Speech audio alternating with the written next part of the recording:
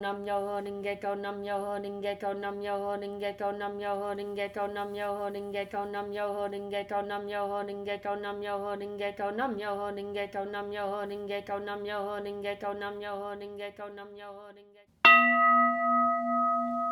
Hi, I'm Margaret, and this is the website where we take Buddhist philosophy and practice and apply it to the issues and concerns of everyday life.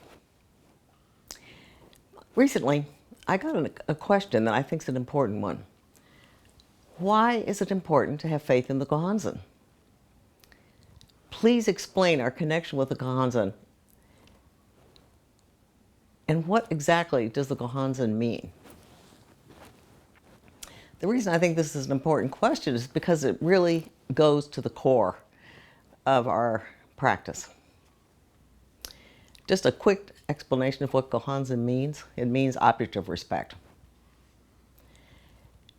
You know, at one level, the Gohonzon is a piece of paper, but to look at it that way is to miss the significance of the symbolism there.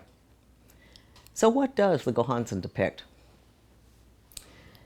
The Gohonzon represents Nichiren Daishonen's life and shows how he embodies the mystic law, which is Nam-myoho Renge Kyo, at the center of his life.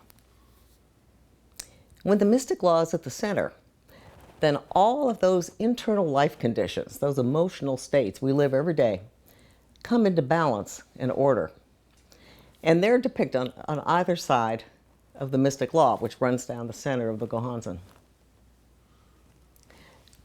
Although it's a depiction of Nichiren Daishonen's life, the Gohonzon represents a mirror of our lives as well, as we all have the same relationship to the mystic law.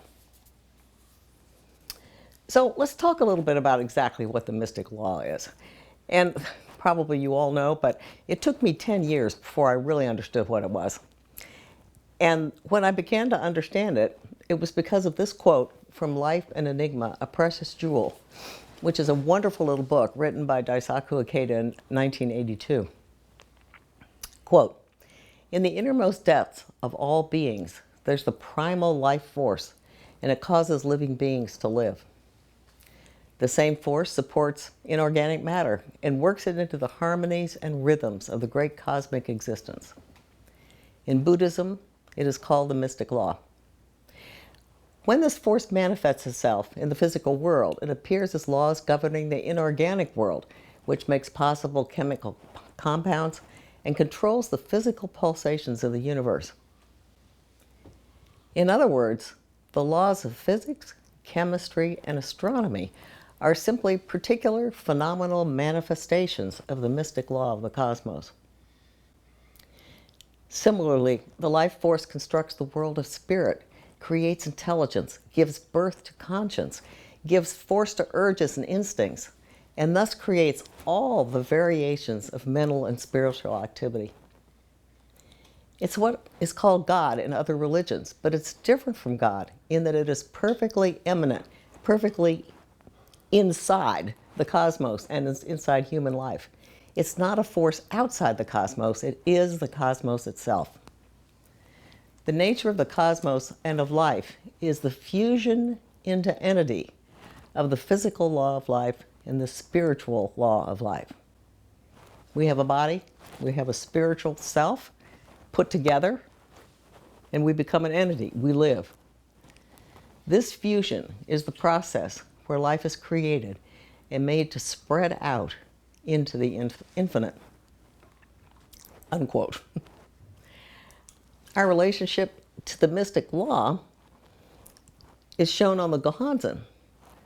The name of the mystic law is written down the center, and we embody it at the core of our lives. This means we are one with and have access to that marvelous creative force inside of ourselves. We can effectively tap it through our Buddha nature by chanting Nam-myoho Renge Kyo, and then through thought, we can use that creative force to bring our lives into manifestation on purpose, not by accident. Because we can connect with it, we can bring out its wisdom, vitality, and unshakable happiness to live and use in our everyday lives. I personally think that connecting with the mystic law through the mind is universal to every human being, whether a Nichiren Buddhist or not. But Nichiren Buddhists, through Buddhist training, know they're doing it and have been given a chance to tap into it, while many others are ignorant of the connection. Knowing it and being ignorant of it can make the difference between a life full of struggle, feeling you're on your own, and a life which moves in rhythm with this cosmic existence and thus is never deadlocked. There's a whole group, a cluster of blessings brought by the mystic law. And in The Heritage of the Ultimate Law of Life, also written by Daisaku Ikeda, page 102, Ikeda describes the cluster of blessings brought to us when we start to chant, and what we give to other people when we introduce them to the practice. 1. The mystic law has the power to burn away earthly desires that give rise to suffering. Once we learn to base our lives on the mystic law, we come to recognize that all those desires that seem so important to our happiness are actually temporary, are going to come and go. They pale in relationship to the absolute happiness of basing one's life on the rock of the mystic law. 2nd, the mystic law has the power to illuminate the darkness of ignorance in people's lives. Once we truly understand that we're one with that creative power and start to use it on purpose and not by accident, then our lives take a progressive upward path. We begin to create our lives with an awareness of what we're doing and learn to master the mind so we can use that creative power to greater positive effect. We also learn to recognize ideas and internal nudges from that creative power which allow us to get around obstacles and never to be blocked. 3rd, the mystic law has the power to dispel clouds of karma. Karma, which is basically the causes created by our past actions, can be either good or bad. But if you have a condition or circumstance that keeps coming up in your life, you now have the power to break through it using your connection with the mystic law. 4th, the mystic law has the power to bring forth the pure life state of Buddhahood, unsullied, undirtied by the evils and impurities of the world. Buddhahood is basically when you're enlightened to the eternal and ultimate truth, that the reality of all things, and you embody the boundless wisdom and compassion of a Buddha. 5th, the mystic law has the power to sweep away all delusions and worries. People who practice over time lose their anxieties around life, and they develop the capacity to be aware of and use the mystic law to handle anything.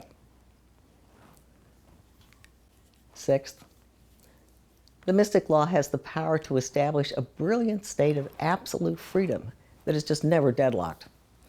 This actually means we can't be blocked by anything.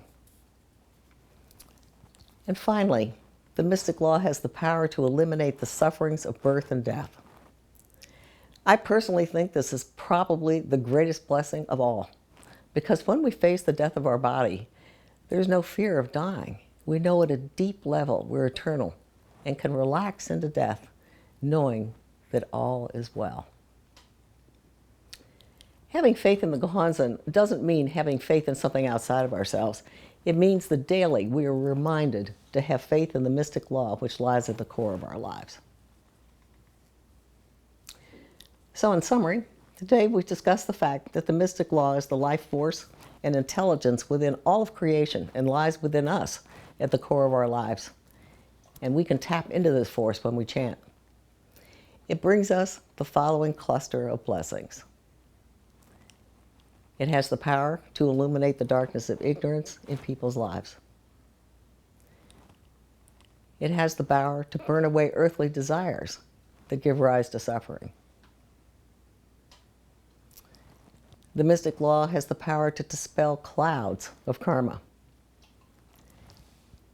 and the power to bring forth the pure life state of Buddhahood, unsullied by the evils and impurities of the world. It has the power to sweep away all delusions and worries, and has the power to establish a brilliant state of absolute freedom that's never deadlocked.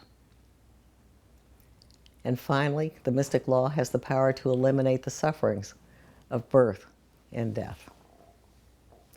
How fortunate anybody is who can chant and experience these blessings.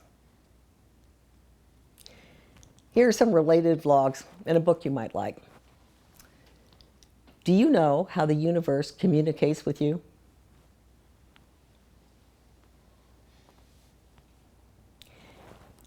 Do you know how you set up barriers to what you want?